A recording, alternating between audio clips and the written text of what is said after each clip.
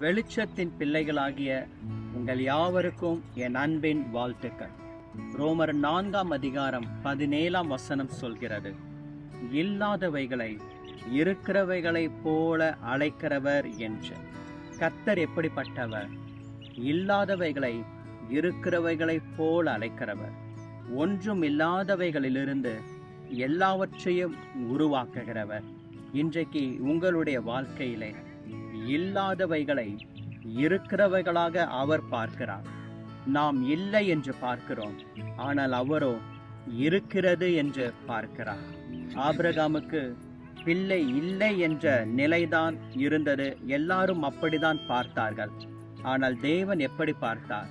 உன் சந்ததியை வானத்து நட்சத்திரங்களைப் போல நான் உருவாக்குவேன். அவைகள் எண்ணி முடியாததாக இருக்கும். உனக்குள் இருந்து ராஜாக்கள் தோன்றுவார்கள். இருக்கிறவைகளைப் போல கர்த்தர் பார்த்தார். இன்றைக்கு உங்களுடைய வாழ்க்கையிலே இல்லாதவைகளை இருக்கிறவைகளைப் போல அழைக்கிறவராய் இருக்கிற கர்த்தர் உங்களுக்கு வாக்கு பண்ணுகிறார். ஒன்றும் இல்லாதவைகளிலிருந்து நான் உனக்காக எல்லாவற்றையும் உருவாக்குவேன் என்று. சோர்ந்து போகாதிருங்கள், தைரியமாயிருங்கள். God bless you. Amen. Amen.